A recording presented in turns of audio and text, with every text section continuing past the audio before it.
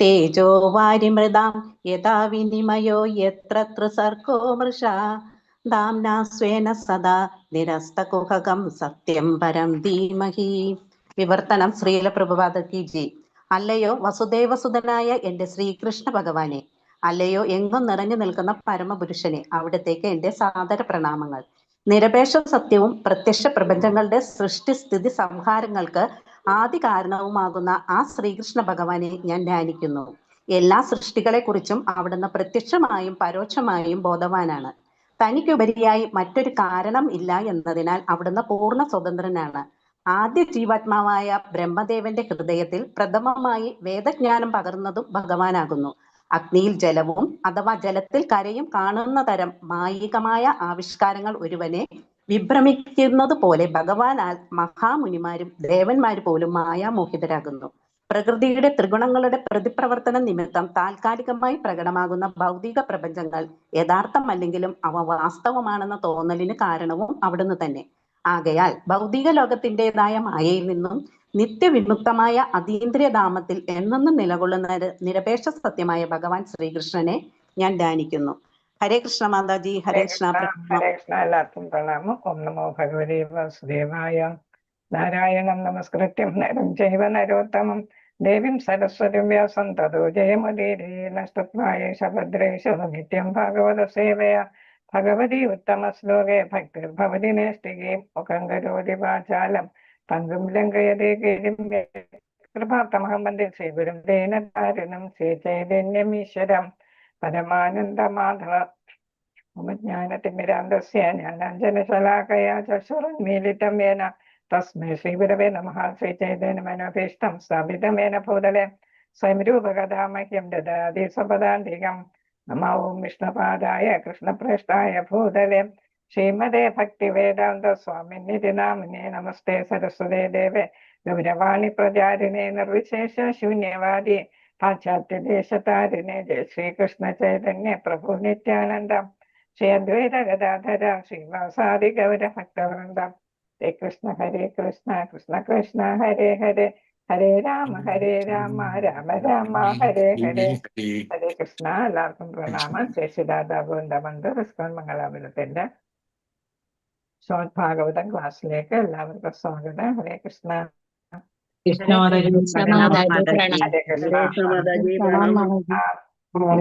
പ്രണാമം. നമുക്കിന്ന് 7ാമത്തെ ശ്ലോകമാണ് പഠിക്കേണ്ടത് അല്ലെ. ഹരേ കൃഷ്ണ. ഓം നമോ ഭഗവതേ വാസുദേവായ.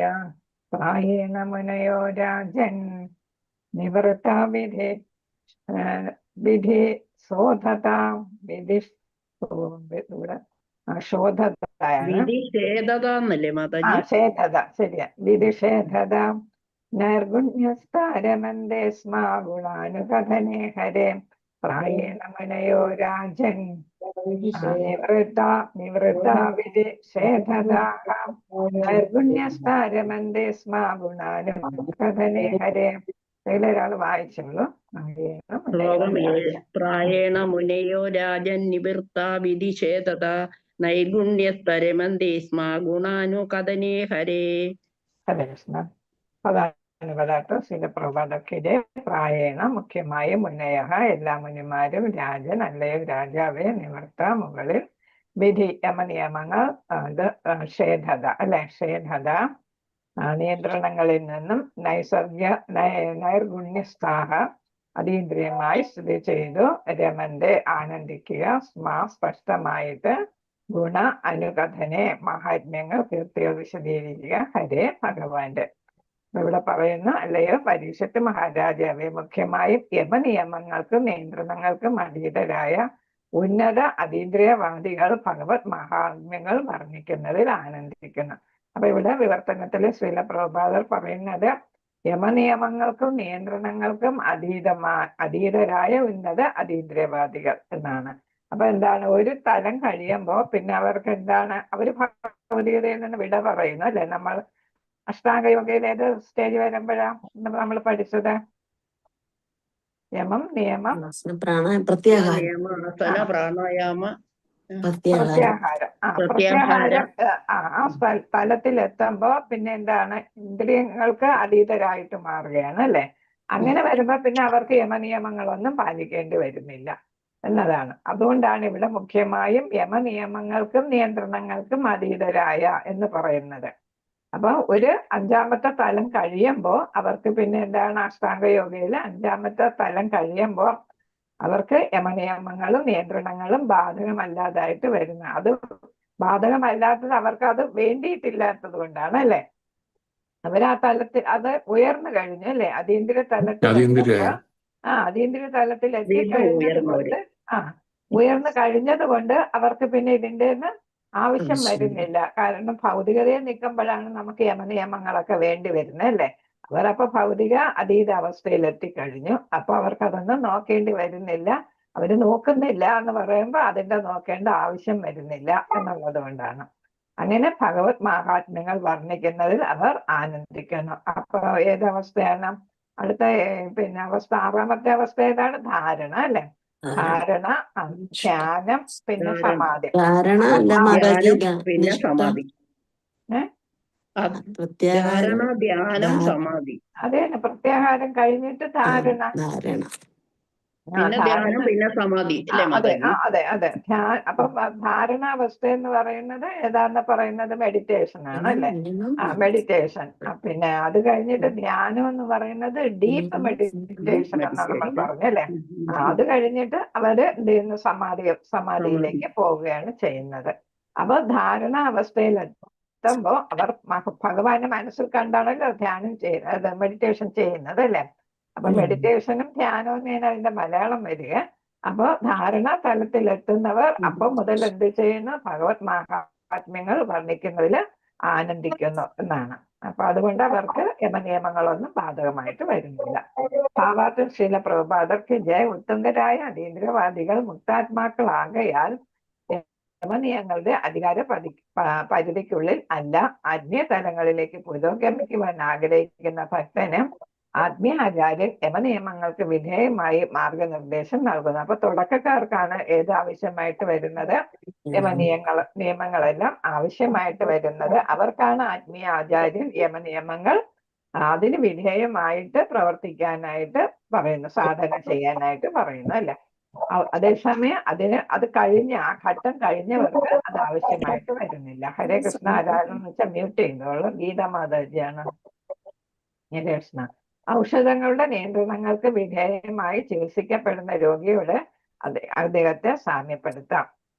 അതീന്ദ്രിയ ലീലകൾ വർണ്ണിക്കുന്നതിൽ മുക്താത്മാക്കളും പൊതുവെ ആനന്ദിക്കുന്നു. ആരാണ് ഈ ഔഷധങ്ങളുടെ നിയന്ത്രണങ്ങൾക്ക് വിധേയം? നമ്മൾ പഥ്യം നോക്കുന്നെന്ന് പറയത്തില്ലേ, പഥ്യം നോക്കുന്ന രോഗികൾ. ആ തലത്തിൽ ആരാണ്? തുടക്കക്കാരാണ് ആ തലത്തിൽ വരുന്നത്. അതീന്ദ്രിയ ലീലകൾ വർണ്ണിക്കുന്നതിൽ മുക്താത്മാക്കളും പൊതുവെ ആനന്ദിക്കുന്നു. ഉയർന്ന തലത്തിലെത്തിയവർ, അതായത് ധാരണാ ലെവലിലെത്തിയവർ എന്ത് ചെയ്യുന്നു? അതീന്ദ്രിയ ലീലകൾ വർണ്ണിക്കുന്നതിൽ ആനന്ദിക്കുന്നു. മേൽ പ്രസ്താവിച്ച വിധം പരമദിവ്യോത്തമ പുരുഷനായ നാരായണൻ ഹരി ഭൗതിക സൃഷ്ടിക്ക് അതീതനാകയാൽ അദ്ദേഹത്തിന്റെ നാമരൂപ ഗുണലീലകൾ ഭൗതികമല്ല. അപ്പൊ ഇവിടെ ഭഗവാനും ഏതിനതീതനാണ്? ഈ ഭൗതികതയ്ക്ക് അതീതനാണ്. അതുകൊണ്ട് എന്താണ്? അദ്ദേഹത്തിന്റെ നാമരൂപ ഗുണലീലകളൊന്നും ഭൗതികമായിട്ടുള്ളതല്ല, എല്ലാം അതീന്ദ്രിയ തലത്തിലുള്ളതാണ്. പരമോന്നതരായ അതീന്ദ്രിയ ജ്ഞാനികൾ ഉത്കർഷമായ പ്രായോഗിക പരിജ്ഞാനത്താൽ ഭഗവാനെ പൂർണ്ണമായിട്ട് ഗ്രഹിക്കുന്നു. ആകയാൽ അവർ ഭഗവത് ലീലകളുടെ അതീന്ദ്രിയ ഗുണങ്ങളെ സംബന്ധിക്കുന്ന സംവാദത്തിൽ ആനന്ദിക്കുന്നു. അപ്പൊ ഭഗവാനെ ശരിക്കും മനസ്സിലാക്കിയ ജ്ഞാനികൾ എന്ത് ചെയ്യുന്നു? ആ പ്രായോഗിക പരിജ്ഞാനം കിട്ടിയത് കൊണ്ട് അവർക്ക് ഭഗവാനെ കൂടുതലായിട്ട് മനസ്സിലാക്കാനായിട്ട് സാധിക്കുന്നു. ആത്മാവിനെയും ഭഗവാനെയും അല്ലെ, ഇതിന്റെ എല്ലാ കാര്യങ്ങളും മനസ്സിലാക്കുന്നവർക്ക് ഭഗവാനെ ശരിയായിട്ട് ഗ്രഹിക്കാനായിട്ട് സാധിക്കുന്നു. ആകയാൽ അവർ ഭഗവത് ലീലകളുടെ അതീന്ദ്രിയ ഗുണങ്ങളെ സംബന്ധിക്കുന്ന സംവാദത്തിൽ ഏർപ്പെടുന്നു, ആനന്ദിക്കുന്നു, ഏർപ്പെടുകയും ചെയ്യുന്നു, ഏർപ്പെട്ട് ആനന്ദിക്കുന്നു. അദ്ദേഹത്തിന്റെ ആവിർഭാവവും അപ്പൊ അവർക്ക് പിന്നെ ഭൗതികമായിട്ടുള്ള വിഷയങ്ങളൊന്നും ഇല്ല എന്നുള്ളതാണ്. ഉന്നത തലത്തിലെത്തി അതീന്ദ്രിയ തലത്തിലെത്തിയവർക്ക് അദ്ദേഹത്തിന്റെ ആവിർഭാവവും കർമ്മങ്ങളും ദിവ്യമാണെന്ന്, അതീന്ദ്രിയമാണെന്ന് സ്വയം ആ പരമദിവ്യോത്തമ പുരുഷൻ ഭഗവത്ഗീതയിൽ തന്നെ പ്രഖ്യാപിച്ചിട്ടുണ്ട്. 4:9 പ്രഖ്യാപിക്കുന്നു. അപ്പൊ എന്താണ്?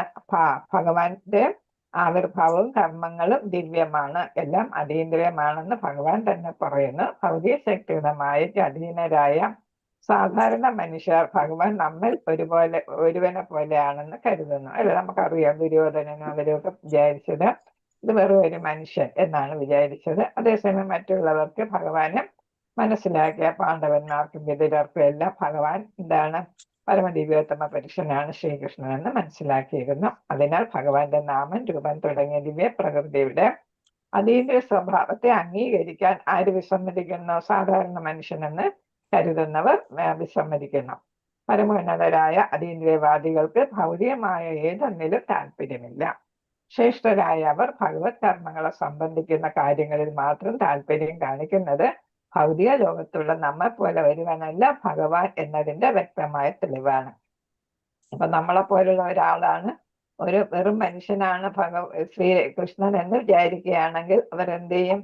ഭഗവാനെ കുറിച്ച് ഇത്രയും എന്ത് ചെയ്യാറില്ല, സംസാരിക്കാറില്ല അല്ലെ, കേൾക്കാനും അല്ലെ പ്രകീർത്തിക്കാനും ഒന്നും തയ്യാറാകില്ല. അപ്പൊ അവർക്കറിയാം ഭഗവാനാണ് പരമദിവ്യോത്തമ പുരുഷനാണ് ശ്രീകൃഷ്ണ ഭഗവാൻ എന്നാണ് മനസ്സിലാക്കിയത് കൊണ്ട്, തങ്ങളിൽ ഒരാളല്ല എന്ന് മനസ്സിലാക്കിയത് കൊണ്ടാണ് അവർക്ക് ഭഗവാനെ കുറിച്ച് കൂടുതൽ കൂടുതൽ സംസാരിക്കാനായിട്ട്, സംഭാഷണങ്ങളിൽ ഏർപ്പെടാനായിട്ട് താല്പര്യം. അവരുടെ ആ താല്പര്യം തന്നെ ഭഗവാൻ എന്താണെന്നുള്ളത് മനസ്സിലാകുന്ന ഭൗതിക ലോകത്ത് നമ്മ പോലെ വരുവാനല്ല.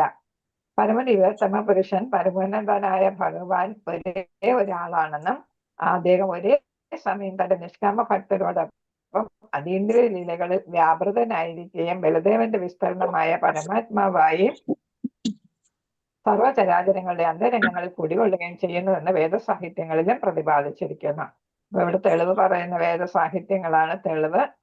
അതായത് അന്തരംഗ ശക്തിയായും ബഹിരംഗ ശക്തിയായിട്ടും പ്രവർത്തിക്കുന്നു അല്ലെ. ബഹിരംഗ ശക്തിയായിട്ട് വരുമ്പോ ഇവിടെ നമ്മളോടൊപ്പം എന്ത് ചെയ്യുന്നു? ലീലകളാടുന്നു. ആരോടാണ്? നിഷ്കാമ ഭക്തരോടൊപ്പം അല്ലെ. നമ്മളെന്ന് ഉദ്ദേശിച്ച ഏതാ? നിഷ്കാമ ഭക്തരായിട്ടുള്ളവരോടൊപ്പം ലീലകൾ, അതായത് ഗോപികമാരോടും അതേപോലെ പാണ്ഡവരോടും അല്ലെ കൂടെ കിടക്കുകയും കൂടെ ഭക്ഷണം കഴിക്കുകയും തമാശ പറയുകയും ഒക്കെ ചെയ്യുന്നു അല്ലെ. അപ്പൊ അങ്ങനെ ഒരാളായിട്ട് നിഷ്കാമ ഭക്തരോടൊപ്പം അതേപോലെ തന്നെ മധുരയിലാണെങ്കിലും ദ്വാരകയിലാണെങ്കിലും തങ്ങളുടെ ഭക്തന്മാരായ, അതായത് തങ്ങളോടൊപ്പം ഉള്ളവര്, ഭഗവാനോടൊപ്പം ഉള്ളവരെല്ലാം ഭക്തരായിരുന്നു. അവരോടൊപ്പം അതീന്ദ്രിയ ലീലകളിൽ വ്യാപൃതനായിരിക്കുന്നു. അതേസമയം തന്നെ നമ്മുടെ ഉള്ളില് എന്താണ്? അന്തരംഗ ശക്തിയായിട്ട് ബലദേവന്റെ വിസ്തീർണമായ പരമാത്മാവായിട്ട് എല്ലാ ചരാചരങ്ങളുടെ ഉള്ളില് സ്ഥിതി ചെയ്യുകയും ചെയ്യുന്നു പരമാത്മാ രൂപത്തില്. അതും വേദസാഹിത്യങ്ങളും സാക്ഷ്യപ്പെടുത്തുന്നു. ആകയാൽ അതീന്ദ്രിയ സാക്ഷാത്കാരത്തിന്റെ പരമമായ പരിപൂർണത എന്നത് ഭഗവാന്റെ അതീന്ദ്രിയ ഗുണഗണങ്ങളെ കുറിച്ച് വർണ്ണിക്കുന്ന അതിലും ശ്രവിക്കുന്നതിലും അനുഭവിക്കുന്ന ആനന്ദമാണ്. അപ്പൊ നമ്മൾ എന്താണ്? ശ്രവണം, കീർത്തനം അല്ലെ തുടങ്ങിയവയിലൂടെ നമുക്ക് എന്ത് സാക്ഷാത്കരിക്കാൻ സാധിക്കും? നമുക്ക് അതീന്ദ്രിയ സാക്ഷാത്കാരം നേടാനായിട്ട് സാധിക്കും. അതാണ് പരിപൂർണത, നമ്മുടെ പരിപൂർണത. അതായത് നമ്മൾ അതീന്ദ്രിയ സാക്ഷാത്കാര അവസ്ഥയിൽ, ആത്മസാക്ഷാത്കാര അവസ്ഥയിൽ എത്തുമ്പോഴാണ് നമുക്ക് പരിപൂർണത ഉണ്ടാകുന്നത്. അത് ഏതിലൂടെ സാധിക്കും? ഭഗവാന്റെ അതീന്ദ്രിയ ഗുണഗണങ്ങളെ കുറിച്ച് കേൾക്കുകയും വർണ്ണിക്കുകയും ഒക്കെ ചെയ്യുന്നതിൽ, ശ്രവണം കീർത്തനം അല്ലെ, അതിലൂടെ നമുക്ക് സാധിക്കും. അതിലൂടെ നമുക്ക് പരമാനന്ദം അനുഭവിക്കാനായിട്ട് സാധിക്കും. അല്ലാതെ ഭഗവാൻ അമൂർത്തകനെന്ന് സമർത്ഥിക്കുന്ന അദ്വൈതവാദികൾ കാക്ഷിക്കുന്നത് പോലെ അമൂർത്തകമായ ബ്രഹ്മജ്യോതിഷിൽ വിലയിക്കുന്നതല്ല. സച്ചിദാനന്ദം നമുക്ക് കിട്ടണമെങ്കിൽ സച്ചിത് ആനന്ദം അല്ലെ. മൂന്ന് ശാശ്വതമാണ്, ജ്ഞാനമാണ്, പിന്നെ ആനന്ദം, പരമാനന്ദമാണ്. അപ്പൊ ഇത് മൂന്നും കിട്ടണമെങ്കിൽ നമുക്ക് ഭഗവാൻ എന്താണ്? രൂപമുണ്ടെന്ന് നമ്മൾ മനസ്സിലാക്കണം. അമൂർത്തകനല്ല, മൂർത്തകനാണ്. അതായത് ഭഗവാന് രൂപമുണ്ടെന്ന് നമ്മൾ വിശ്വസിച്ച് ആ രൂപത്തിനെയാണ് നമ്മൾ പ്രകീർത്തിക്കുന്നത്. ആ രൂപത്തെക്കുറിച്ചുള്ള വർണ്ണനകളാണ് നമ്മൾ ശ്രമിക്കുന്നത്, നമ്മൾ ഭക്തിയുടെ സേവനമൊക്കെ ചെയ്യുന്നത്. അങ്ങനെ അദ്വൈതവാദികൾക്ക് വിപരീതമായിട്ട് നമ്മൾ ബ്രഹ്മജ്യോതിഷിൽ വിലയിക്കാനായിട്ട് ആഗ്രഹിക്കുന്നില്ല. നമ്മൾ ഭഗവത് ധാമത്തിലെത്താൻ നമ്മൾ ആഗ്രഹിക്കുന്നുള്ളൂ. അത് ബ്രഹ്മജ്യോതി എന്ന് പറയുന്ന ഏതാണ്?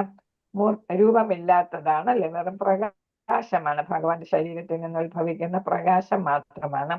അതിൽ ലയിക്കുന്നത് കൊണ്ട്, സായുജ്യമുക്തി നേടുന്നത് കൊണ്ട് ഒരു പ്രയോജനവുമില്ല. ഭഗവാന് ഭക്തിയുത സേവനം ചെയ്യണമെങ്കിൽ ഭഗവാന് രൂപമുണ്ടെന്ന് വിശ്വസിച്ച് എന്ത് ചെയ്യണം? മുക്തി കാക്ഷിക്കുന്നവർ സാരൂപ്യ, പിന്നെ ഏതാണ് വേറെ ഏതാണ് പറഞ്ഞ?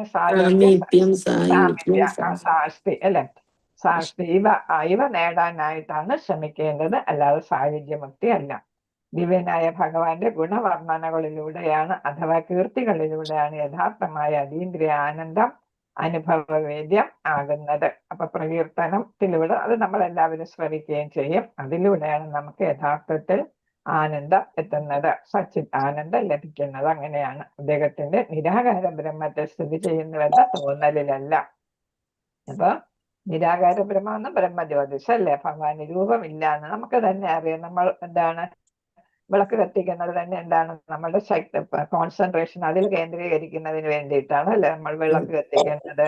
ക്രിസ്ത്യൻസ് ഒക്കെ മെഴുകുതിരി കത്തിക്കുന്നത് ഒക്കെ അതിന് വേണ്ടിയിട്ടാണ്. ഇപ്പൊ നമ്മള് ശ്രദ്ധ അതിൽ മാത്രം ഊന്നി നിർത്തുന്നതിന് വേണ്ടിയിട്ടാണ് നമ്മൾ ഇതൊക്കെ മുമ്പ് നമുക്ക് ഇതിനെ കുറിച്ചൊന്നും ഒരു അറിവുണ്ടാകാതിരുന്ന സമയത്ത് നമ്മൾ അതൊക്കെ ചെയ്തുകൊണ്ടിരുന്ന അതിന് വേണ്ടിയിട്ടാണ്, കോൺസെൻട്രേഷൻ അതിലോട്ട് വരുന്നതിന് വേണ്ടിയിട്ടാണ്. അപ്പൊ നമ്മളൊരു രൂപം ഉള്ളത് നമ്മൾ രൂപത്തെ ധ്യാനിക്കുന്നത് രൂപമില്ലാത്തതിനെ ധ്യാനിക്കുന്നതും തമ്മിൽ വ്യത്യാസമുണ്ട് അല്ലെ. രൂപമുള്ളതിനെ ധ്യാനിക്കുമ്പോഴാണ് നമ്മുടെ മനസ്സ് അതിലോട്ട് കേന്ദ്രീകൃതമാകുന്നത്. അല്ലാതെ രൂപമില്ലാത്തതിലാകുമ്പോൾ നമ്മൾ എവിടെ മനസ്സ് കേന്ദ്രീകരിക്കും അല്ലെ. രൂപമില്ലാത്തതിലാകുമ്പോൾ ഒന്നിലും കേന്ദ്രീകരിക്കാൻ പറ്റത്തില്ല.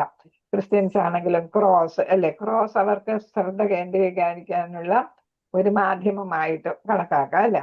അത് സാക്രിഫൈസ് ആണ് ക്രോസ് കൊണ്ട് ഉദ്ദേശിക്കുന്നത്, എന്നാലും അതിൽ ശ്രദ്ധ കേന്ദ്രീകരിക്കാനായിട്ട് സാധിക്കും.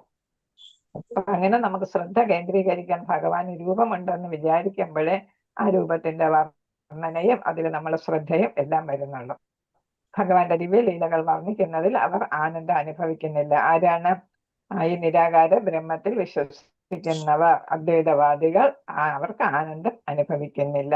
നേരെ മറിച്ച് ഭഗവാനിൽ ലയിച്ചു ചേരുകയെന്ന ഏക ലക്ഷ്യത്തോടെ അത്തരം ലീലകളെ കുറിച്ച് അവർ ഔപചാരികമായിട്ട് മാത്രം ചർച്ച ചെയ്യുന്നു. അപ്പൊ ബ്രഹ്മജ്യോതിഷിൽ ലയിക്കാൻ വേണ്ടി. അതേസമയം നമ്മൾ ഭഗവാനെ കുറിച്ച് പറയുമ്പോൾ, ഭഗവാന്റെ ലീലകളെ കുറിച്ച് പറയുമ്പോൾ, ഭഗവാന്റെ രൂപം അതിതെല്ലാം നമുക്ക് ഓർമ്മ വരുന്നുണ്ട് അല്ലെ. കുഞ്ഞായിരുന്നപ്പോ മുതലുള്ള ഭഗവാന്റെ രൂപം നമുക്ക് ഓർമ്മ വരുമ്പോൾ നമുക്ക് അപ്പോഴും ആനന്ദം വരും. ഓരോ ലീലകൾ കേൾക്കുമ്പോൾ തന്നെ നമുക്ക് ആനന്ദം വരുന്നു. ദാമോദര ലീലയാണെങ്കിലും അതേപോലെ തന്നെ ഏത് പർവ്വതമാണ്, പർവ്വതം ഏതാണ്?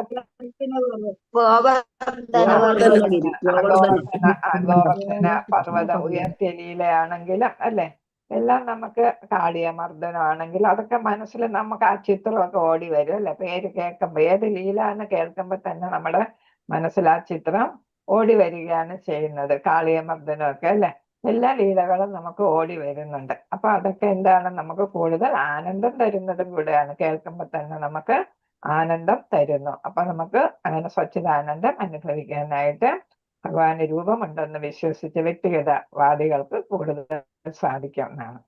ശ്ലോകം 8. ഓം നമോ ഭഗവതേ വാസുദേവായ. ഇദം ഭാഗവതം നാമ പുരാണം ബ്രഹ്മസംഹിതം അധീതവാൻ ദ്വാപരാധോപിദുർദ്വൈപായനാദഹം. ഇദം ഭാഗവതം നാമ പുരാണം ബ്രഹ്മസംഹിതം അധീതവാൻ ദ്വാപരാധോപിദുർദ്വൈപായനാദഹം. ഹരേ കൃഷ്ണ. ആരെങ്കിലും ഒരാൾ വായിച്ചോളൂ. ഹരേ കൃഷ്ണ.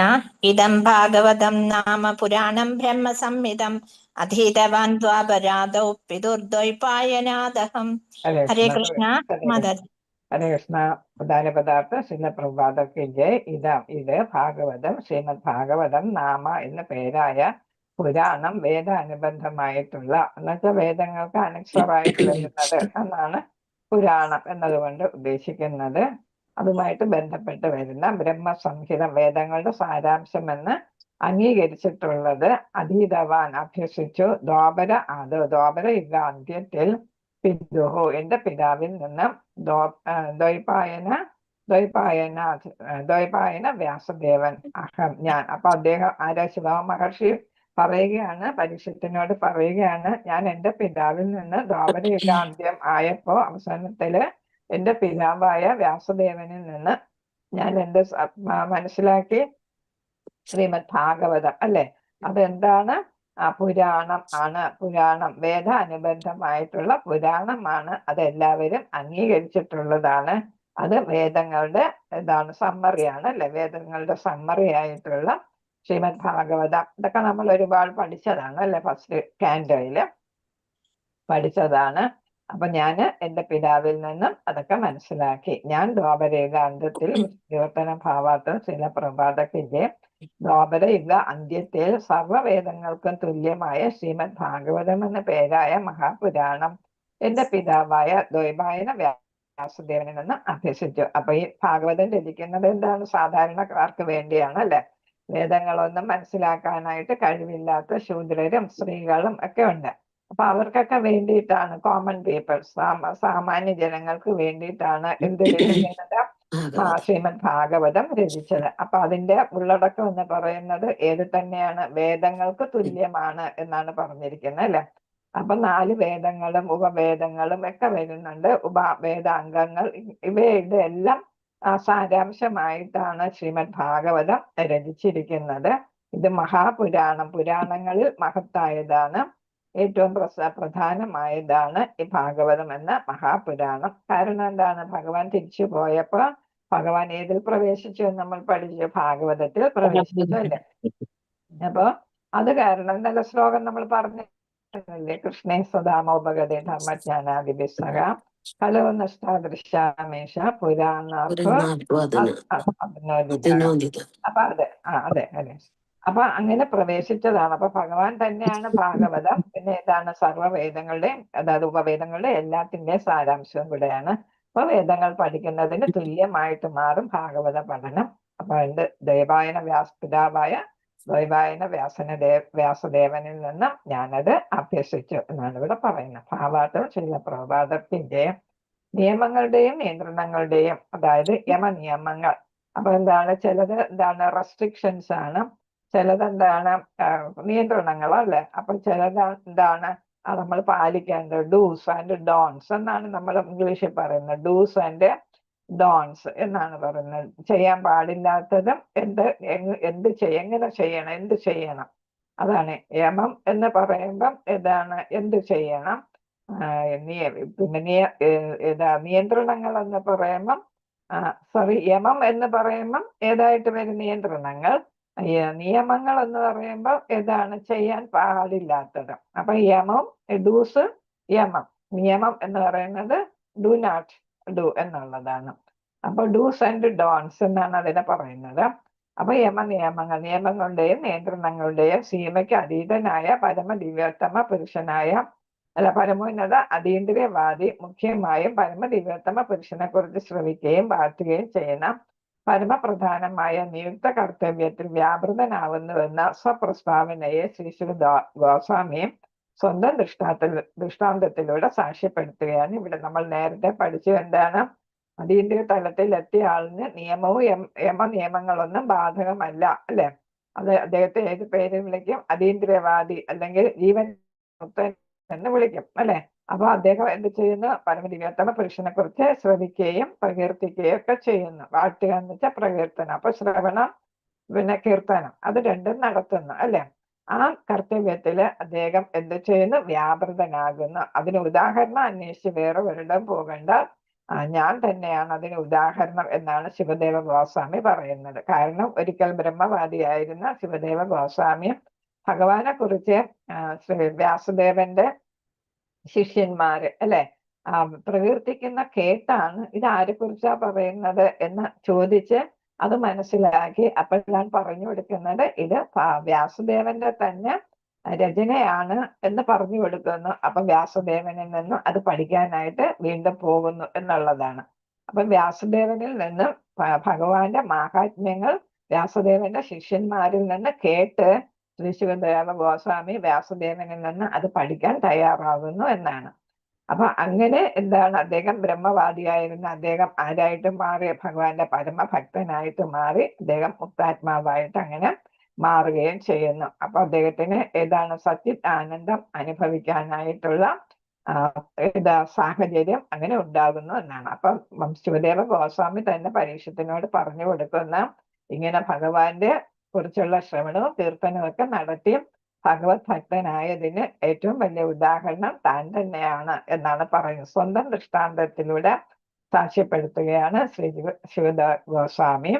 അദ്ദേഹം അംഗീകൃത മുക്താത്മാവും പരമോന്നത അതീന്ദ്രിയവാദിയും ആകയാൽ പരീക്ഷത്ത് മഹാരാജാവിന്റെ ജീവിതത്തിന്റെ അവസാനത്തെ 7 ദിനങ്ങളിൽ ഒത്തുചേർന്ന ഉത്തുംഗരായ എല്ലാ സന്യാസ ശ്രേഷ്ഠന്മാരും അദ്ദേഹത്തെ അംഗീകരിച്ചു. അദ്ദേഹം ആര് തന്നെയാണ്? അതീന്ദ്രിയവാദിയാണ്, പരമോന്നത അതീന്ദ്രിയവാദിയാണ്, അല്ലെ? അതേപോലെ അംഗീകൃത മുക്താത്മാവാണ്. ഭൗതികതയിൽ ജീവിക്കുമ്പോഴും അദ്ദേഹം ആരായിരുന്നു? മുക്താത്മാവാണ്, അല്ലെ?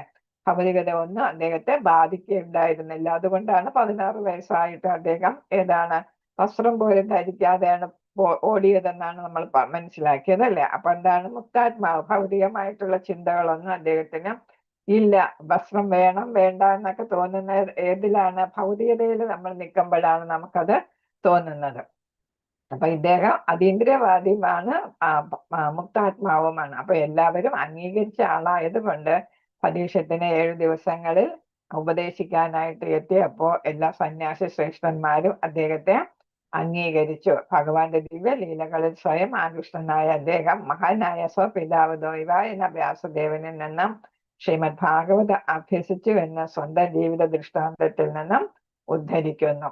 ശ്രീമദ് ഭാഗവതമോ അല്ലെങ്കിൽ മറ്റേതെങ്കിലും ശാസ്ത്രഗ്രന്ഥമോ ഒരുവന് സ്വന്തം ദക്ഷിണാശക്തിയാൽ സ്വഭവനത്തിലിരുന്ന് ഗ്രഹിക്കുവാൻ കഴിയില്ല. അപ്പൊ ആ ഉപദേശമാണ് ഇവിടെ തരുന്നത്. നമ്മൾ എത്ര പ്രാവശ്യം വായിച്ചാലും നമുക്ക് ഭാഗവതം സ്വന്തമായിട്ട് പഠിക്കാനായിട്ട് നമുക്ക് സാധിക്കത്തില്ല.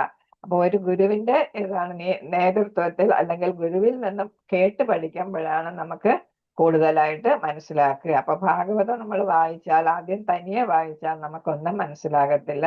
അതേസമയം നമുക്ക് കുറച്ച് കേട്ടിട്ട്, ഗുരുവിൽ നിന്ന് കേട്ടിട്ട്, ഗുരു പഠിച്ചതായിരിക്കുമല്ലോ, അല്ലെ? അപ്പൊ പഠിച്ച ഗുരുവിൽ നിന്ന് കേട്ടിട്ട് നമ്മൾ ശ്രീമദ് ഭാഗവതം വായിക്കുമ്പോൾ നമുക്ക് എല്ലാം മനസ്സിലാകും. മുഴുവനായിട്ട് എന്നാലും നമുക്ക് മനസ്സിലാകത്തില്ല, എങ്കിൽ തന്നെ ഒരുവിധമെങ്കിലും മനസ്സിലാക്കാനായിട്ട് നമുക്ക് സാധിക്കാം. അതാണ് ഇവിടെ പറയുന്നത്. സ്വഭവനത്തിലിരുന്ന് ഗ്രഹിക്കുവാൻ കഴിയില്ല. സ്വന്തം ശക്തി എന്ന് വെച്ചാൽ ബുദ്ധിശക്തി കൊണ്ട് ശ്രമിച്ചാൽ സാധിക്കത്തില്ല. ശരീരശാസ്ത്രം സംബന്ധിച്ചുള്ള വൈദ്യശാസ്ത്ര ഗ്രന്ഥങ്ങൾ വിപണിയിൽ ലഭിക്കുമെങ്കിലും ഭവനത്തിലിരുന്ന് അത്തരം ഗ്രന്ഥങ്ങൾ വായിച്ചു പഠിച്ച് മാത്രം ആർക്കും യോഗ്യനായ ഒരു ഭിക്ഷുകനായി തീരുക സാധ്യമല്ല. ഇവിടെ ശ്രീല പ്രഭുപാദർ ഉദാഹരണം പറയുന്നു. ഒരു ഡോക്ടർ എന്ന് പറയുമ്പോൾ എന്താണ്? വീട്ടിലിരുന്ന് ഗ്രന്ഥങ്ങൾ പഠിച്ച് ഡോക്ടർ ആയതല്ല. പിന്നെ മെഡിക്കൽ കോളേജിലും അവിടെയും ഗുരുവിന്റെ നിർദ്ദേശം കേട്ട്, ഗുരുവിന്റെ മുഖത്ത് നിന്ന് കേട്ട് പഠിച്ച് അത് കഴിഞ്ഞിട്ട് സ്വന്തമായിട്ട് വീട്ടിലിരുന്ന് ഗ്രന്ഥങ്ങൾ വായിക്കുമ്പോൾ അതിനെ നമുക്ക് കൂടുതൽ ഡെവലപ്പ് ചെയ്യാം. കേട്ട അറിവിനെ കൂടുതൽ ഡെവലപ്പ് ചെയ്യാനായിട്ട് നമുക്ക് സാധിക്കും. അല്ലാതെ ഒരു ഡോക്ടർ ഒരിക്കലും സ്വന്തമായിട്ട് വീട്ടിലിരുന്ന് പഠിച്ച് ഡോക്ടർ ആകത്തില്ല എന്നാണ് പറയുന്നത്. അതിന് മെഡിക്കൽ കോളേജിൽ ചേർന്ന് എന്താ ചെയ്യണം? വിദഗ്ധരായ അധ്യാപകരുടെ മാർഗനിർദ്ദേശത്തിന് കീഴിൽ വൈദ്യശാസ്ത്ര ഗ്രന്ഥങ്ങൾ പഠിക്കണം. അതുപോലെ ഭഗവത് ശാസ്ത്രത്തെക്കുറിച്ചുള്ള ബിരുദാനന്തര പഠനമായ ശ്രീമദ് ഭാഗവത അഭ്യസനം ശ്രീ വ്യാസദേവനെ പോലെ ആത്മസാക്ഷാത്കാരം സിദ്ധിച്ച ശ്രേഷ്ഠ വ്യക്തിയുടെ പാതാര ബിന്ദങ്ങളിൽ മാത്രമേ സാധ്യമാകൂ. അപ്പം ശ്രീ വ്യാസദേവനിൽ നിന്നും ശിവദേവ ഗോസ്വാമി കേട്ടു. ശിവദേവ ഗോസ്വാമി പരീക്ഷത്തിന് പറഞ്ഞു കൊടുക്കുന്നു. അവിടെ സന്നിഹിതരായിരുന്ന എല്ലാവരും സൂത ഗോസ്വാമി ഉൾപ്പെടെയുള്ളവർ അത് കേൾക്കുന്നു. അത് മറ്റുള്ളവർക്ക് പകർന്നു കൊടുക്കുന്നു. അങ്ങനെ ആത്മസാക്ഷാത്കാരം സിദ്ധിച്ച ശ്രേഷ്ഠ വ്യക്തിയിൽ നിന്ന് മാത്രമേ നമുക്കത് കേട്ട് മനസ്സിലാക്കി പിന്നെ നമ്മൾ കുറച്ചും കൂടെ കൂടുതൽ അഗാധമായിട്ട് പഠിക്കാനായിട്ട് നമുക്ക് സാധിക്കൂ എന്നാണ്. അപ്പൊ ഇവിടെ ഒരു ഗുരു വേണം എന്നുള്ളതാണ് ഇവിടെ ഊന്നി പറയുന്നത്, അല്ലെ? ഗുരു ശിഷ്യ പരമ്പരയിലൂടെ മാത്രമേ നമുക്ക് ശ്രീമദ് ഭാഗവതം പോലെയുള്ള എന്താ പറഞ്ഞത് ബിരുദാനന്തര പഠനം എന്നാണ്. PG ലെവലിലുള്ളതാണ് ബിരുദം എന്ന് പറയുന്നത്. നമ്മളിപ്പോ ഇപ്പൊ BA BSc എന്നൊക്കെ പറയുന്നത് ബിരുദം. പിന്നെ പോസ്റ്റ് ഗ്രാജുവേഷൻ, അല്ലെ? അതാണ് ബിരുദാനന്തര MA MSc എന്നൊക്കെ പറയുന്നത്. അപ്പൊ അങ്ങനെ ആ ലെവലിലുള്ളതാണ് ശ്രീമദ് ഭാഗവതം. അതായത് ഭഗവത്ഗീത പഠിച്ചു കഴിഞ്ഞിട്ട് ഭാഗവതം പഠിക്കണം. അത് കഴിഞ്ഞിട്ട് നമ്മൾ ചൈതന്യ ചരിതാമൃതം, അത് PhD ലെവൽ എന്നാണ് പറയുന്നത്. ചൈതന്യ ചരിതാമൃതം പഠിക്കണം. അപ്പൊ നമ്മൾ ഒരുവിധം ഭാഗവതം ഒരുവിധ അറിവ് വന്നതിന് ശേഷം നമ്മൾ എന്ത് ചെയ്യുന്നു? ചൈതന്യ ചരിതാമൃതം പഠിക്കുന്നു. ഭഗവത്ഗീത പഠിച്ച് നമുക്ക് ഏകദേശം ഒരു ആശയം കിട്ടിയപ്പോൾ നമ്മൾ എന്ത് ചെയ്യുന്നു? ഭാഗവതം പഠിച്ചു തുടങ്ങി. അങ്ങനെയാണ്. എന്നാലേ നമുക്കത് മനസ്സിലാക്കാനായിട്ട് സാധിക്കൂ എന്നാണ്. ശ്രീ ശുഗർ ഗോസ്വാമി ജന്മനാ തന്നെ മുക്താത്മാവ് ആയിരുന്നുവെങ്കിൽ പോലും മറ്റൊരു മഹാത്മാവായ ശ്രീ നാരദ മുനിയുടെ നിർദ്ദേശപ്രകാരം ശ്രീമദ് ഭാഗവതം രചിച്ച മഹാനായ സ്വപിതാവ് ശ്രീ വ്യാസദേവനിൽ നിന്നും അദ്ദേഹത്തിന് ഭാഗവത പാഠങ്ങൾ അഭ്യസിക്കേണ്ടതായിട്ട് വന്നു. അപ്പം ശുഗതത്തയാണ് അല്ലെ. അപ്പൊ ശുഗതത്ത നേരത്തെ ശിവൻ പാർവതിക്ക് പറഞ്ഞു കൊടുത്തതെല്ലാം കേട്ടിരുന്നു അല്ലെ. എന്നാലും എന്താണ് വീണ്ടും ആരിൽ നിന്ന് കേട്ടു എന്നാണ് പറയുന്നത്? വ്യാസദേവനിൽ നിന്ന് കേട്ട് ഒന്നും കൂടെ കേട്ടപ്പോഴേ അത് കൂടുതൽ ഗൃഹസ്ഥമാക്കാനായിട്ട് സാധിച്ചു എന്നാണ് നാരദ മഹർഷിയുടെ ഉപദേശപ്രകാരം. ഭഗവത് സേവനത്തിൽ നിരതനായ ഭക്തൻ പണ്ഡിതനായ ബ്രാഹ്മണനിൽ നിന്ന് ശ്രീമദ് ഭാഗവതം അഭ്യസിക്കണമെന്ന് ശ്രീ ചൈതന്യ മഹാപ്രഭു നിർദ്ദേശിച്ചിരിക്കുന്നു. ബ്രാഹ്മണൻ എന്ന് പറയുമ്പോൾ എന്താണ്? ഒരുപാട് ബ്രാഹ്മണിക്കൽ ക്വാളിറ്റീസ് ഉണ്ടായിരിക്കും, ഗുണങ്ങൾ ഒരുപാടുള്ള ആളാണ് അല്ലെ. യോഗ്യനായിട്ടുള്ള ആളെന്നാണ് ബ്രാഹ്മണൻ എന്നതുകൊണ്ട് ഉദ്ദേശിക്കുന്നത്. ബ്രഹ്മത്തെ അറിഞ്ഞവൻ ബ്രാഹ്മണൻ അല്ലെ. അപ്പൊ ബ്രഹ്മത്തെ അറിഞ്ഞ ഭഗവാനെ അറിഞ്ഞ ആളാണ് ബ്രാഹ്മണൻ എന്നാണ് ഇവിടെ ഉദ്ദേശിക്കുന്നത്. അപ്പൊ എല്ലാ അറിവും ഭഗവാനെ കുറിച്ചുള്ള ജ്ഞാനമുള്ള വ്യക്തിയിൽ നിന്ന് വേണം ശ്രീമദ് ഭാഗവതം അഭ്യസിക്കാൻ എന്നാണ് ചൈതന്യ മഹാപ്രഭു അത് പറഞ്ഞിട്ടുണ്ട്. പരമപുരുഷന്റെ അതീന്ദ്രിയ നാമരൂപ ഗുണലീലകളെയും അദ്ദേഹത്തിന്റെ പാർശ്വതയെയും നാനാ തത്വങ്ങളെയും ആസ്പദമാക്കിയുള്ള പരമദിവ്യോത്തമ പുരുഷന്റെ അവതാരമായ ശ്രീ വ്യാസദേവന്റെ വർണ്ണനകളാണ് ശ്രീമദ് ഭാഗവത. അപ്പൊ ഭഗവാന്റെ അവതാരമാണ് ഇതാണ്. സാഹിത്യ അവതാരമായിട്ടാണ് ആരെ കണക്കാക്കുന്നത്? വ്യാസദേവനെ കണക്കാക്കുന്നത്. അപ്പൊ ഭഗവാന്റെ ഒരു അംശമായിട്ടല്ലേ ആയിട്ടാണ് വരുന്നത് വ്യാസദേവൻ. അങ്ങനെയാണ് വരുന്നത്. സാഹിത്യ രചനയ്ക്ക് വേണ്ടിയിട്ട് ഭഗവാന്റെ അംശം, ഭഗവാന്റെ ശക്തിയോടുകൂടി അല്ലെ, ഒരു ഭാഗികമായിട്ടുള്ള ശക്തി. എല്ലാ അവതാരങ്ങൾക്കും എത്ര ശക്തിയാണോ ആവശ്യം ആ ശക്തികൾ നമ്മൾ പല അവതാരങ്ങളെ കുറിച്ച് പഠിച്ചിട്ടുണ്ടല്ലോ. അപ്പൊ അതിലൊരു അവതാരമായിട്ടാണ് വ്യാസദേവൻ സാഹിത്യാവതാരം. അപ്പൊ അദ്ദേഹത്തിന് ഭഗവാന്റെ ശക്തിയുണ്ട്. ആ ശക്തിയിലാണ് ഭഗവാന്റെ നാമരൂപ ഗുണലീലകളെ കുറിച്ചും ഭക്തന്മാരെ കുറിച്ചും എല്ലാം പല തത്വങ്ങളെ കുറിച്ചും ഒക്കെ രചന നടത്തിയിട്ടുള്ളത്. നമ്മുടെ ജീവിതത്തിന് ആവശ്യമായിട്ടുള്ള എല്ലാ തത്വങ്ങളും ഉദാഹരണങ്ങളും എല്ലാം ധാരാളമായിട്ട് വ്യാസദേവന്റെ വർണ്ണനകളിൽ പെടുത്തിയിട്ടുണ്ട് അല്ലെ. ഭഗവാനെ കുറിച്ച് വർണ്ണിക്കാത്തത് കൊണ്ടായിരുന്നു വ്യാസദേവന് വിഷാദം ഉണ്ടായതെന്ന് നാരദ മഹർഷിയിൽ നിന്ന് നമ്മൾ മനസ്സിലാക്കുന്നുണ്ട് അല്ലെ. അതുകൊണ്ട് നാരദ മഹർഷി വ്യാസദേവനോട് ഭഗവാന്റെ ലീലകൾ വർണ്ണിച്ച് രചന നടത്താനായിട്ട് ആവശ്യപ്പെടുന്നത്. തത്ഫലമായി ചരിത്ര സംഭവങ്ങളൊക്കെ ഈ മഹാഗ്രന്ഥത്തിൽ സൂചിപ്പിച്ചിരിക്കുന്നു. എന്തെന്നാൽ ഇത് ചരിത്ര ഗ്രന്ഥമായി കൂടെ ആയിട്ടാണ് ഇതിനെ കണക്കാക്കുന്നത്. എന്തെന്നാൽ അവ കൃഷ്ണനുമായി ബന്ധപ്പെട്ടവയാണ്. ചരിത്രം എന്ന് പറയുമ്പോൾ സത്യം എന്നാണുള്ളത്. സത്യം, ഫാക്ട്സ്, ട്രൂത്ത്, അതിനെ രേഖപ്പെടുത്തുന്നതിനാണ് നമ്മൾ ചരിത്രം എന്ന് പറയുന്നത്. ഭഗവത്ഗീതയെ പോലെ ഇത് കൃഷ്ണനുമായി ബന്ധപ്പെട്ടവയാണ്. ഭഗവത്ഗീതയെ പോലെ കൃഷ്ണ ഭഗവാന്റെ ശബ്ദ പ്രതിരൂപമായതിനാൽ ഇതിനെ ബ്രഹ്മസംഹിതം എന്ന് വിശേഷിപ്പിക്കുന്നു. നേരത്തെ ബ്രഹ്മസംഹിതം എന്ന് നമ്മൾ കേട്ടു അല്ലെ. എന്താണ് ബ്രഹ്മസംഹിതം എന്നിവിടെ പറയുന്നു? ഭഗവത്ഗീത ഭഗവാൻ നേരിട്ട് ഭഗവാന്റെ വാണിയാണ് അല്ലെ. ഇത് ഭഗവാനെ കുറിച്ച് ഭക്തരും മറ്റല്ലേ എല്ലാവരും പറയുന്നതാണ്. ഭഗവാന്റെ ശുദ്ധ ഭക്തരാണ് ഭഗവാനെ കുറിച്ച് ഭാഗവതത്തിൽ പറയുന്നതല്ലേ. അപ്പൊ അങ്ങനെ ഋഷിമാരും അങ്ങനെയുള്ള ഉയർന്ന തലത്തിലുള്ളവരാണ് പറയുന്നത്. അപ്പൊ ഭഗവാന്റെ ഇത് ശബ്ദ പ്രതിരൂപം, ഭഗവാന്റെ ശബ്ദം ഒന്ന് തന്നെയാണ് അല്ലെ. അപ്പൊ ഭഗവാനെ കുറിച്ച് പറയുന്നതും ഭഗവാന്റെ ശബ്ദമായിട്ടാണ് പറയുന്നത്. അത് ഉന്നതരായ ഭക്തരാണ് അത് പറയുന്നത്. അതുകൊണ്ട് ശബ്ദ പ്രതിരൂപമായി ഇതിനെ ഭാഗവതത്തിന് സംഹിതം എന്ന് വിശേഷിപ്പിക്കുന്നു. ദിവ്യോത്തമ പുരുഷനായ ഭഗവാന്റെ കർമ്മങ്ങളെ കുറിച്ച് ഭഗവത് അവതാരമായ വ്യാസദേവനാൽ വർണ്ണിക്കപ്പെട്ടതാകയാൽ ശ്രീമദ് ഭാഗവതം ഭഗവാന്റെ ശബ്ദ പ്രതിരൂപവും അഥവാ ശബ്ദ പ്രാതിനിധ്യവും ആകുന്നു. അപ്പൊ വ്യാസദേവൻ ആരാന്ന് നമ്മൾ പഠിച്ചത്? ഭഗവാന്റെ തന്നെ പ്രതിരൂപമാണ് അല്ലെ. സാഹിത്യ രൂപമായിട്ടാണ് അവതാരമായിട്ട് വന്നു. അപ്പൊ ഭഗവാന്റെ തന്നെ ശബ്ദമാണ്, ഭഗവാന്റെ ശബ്ദ പ്രതിനിധിയാണ് അല്ലെ, പ്രാതിനിധ്യമാണ് ശ്രീല വ്യാസദേവന രചിക്കപ്പെട്ട ശ്രീമദ് ഭാഗവതം. കൃഷ്ണമാതാജി 8 മണി കഴിഞ്ഞു. നമുക്ക് ഇത് ഇത്രയും കൂടെ അങ്ങ് വായിച്ചേക്കാം, അല്ലെങ്കിൽ കൃഷ്ണ പെട്ടെന്ന് തീർക്കാം. ഈ ഗ്രന്ഥ ആരംഭത്തിൽ പ്രസ്താവിച്ചിട്ടുള്ളത് പോലെ ശ്രീമദ് ഭാഗവതം വൈദിക അഭിലാഷ വൃക്ഷത്തിന്റെ സത്തും ബ്രഹ്മം എന്ന വിഷയത്തെ സംബന്ധിച്ച പരമ തത്വശാസ്ത്ര സംബന്ധമായ ബ്രഹ്മസൂത്രത്തിന്റെ സ്വാഭാവിക വ്യാഖ്യാനവും ആകുന്നു. ബ്രഹ്മസൂത്രം രചിച്ചതും ആര് തന്നെയാണ്? വ്യാസദേവൻ തന്നെയായിരുന്നു. അതും എന്താണ് വൈദിക അഭിലാഷ വൃക്ഷത്തിന്റെ സത്താണ് ബ്രഹ്മം അല്ലെ. ആ വിഷയത്തെ സംബന്ധിച്ച ബ്രഹ്മസൂത്രം, സൂത്രം എന്ന് പറഞ്ഞാൽ കുറഞ്ഞ വാക്കുകളിൽ അഗാധമായിട്ടുള്ള സത്യങ്ങൾ വെളിപ്പെടുത്തുന്നതിനെയാണ് സൂത്രം എന്ന് പറയുന്നത്. വലിയ ആശയങ്ങള്, പരമമായ സത്യങ്ങള് ഏതാണ് അഹം ബ്രഹ്മാസ്മി എന്ന് തുടങ്ങിയില്ലേ, തത്വമസി, അതൊക്കെയാണ് സൂത്രം എന്ന് പറയുന്നത് അല്ലെ. അഹം ബ്രഹ്മാസ്മി, ഞാൻ ബ്രഹ്മൻ തന്നെ ആകുന്നു, തത്വമസി, നീ അത് തന്നെ ആകുന്നു എന്നൊക്കെ പറയുന്നതാണ് സൂത്രം. അപ്പം വലിയ കുറഞ്ഞ വാക്കുകളിൽ വലിയ ആശയങ്ങൾ സൂചിപ്പിക്കുന്നത്. അപ്പൊ അതിന്റെ വ്യാഖ്യാനമാണ്. കാരണം എന്താണ്, തത്വമസി എന്ന് പറഞ്ഞ ആർക്കും മനസ്സിലാകത്തില്ല അല്ലെ. അപ്പൊ അതിനെ വ്യാഖ്യാനിക്കുന്നു.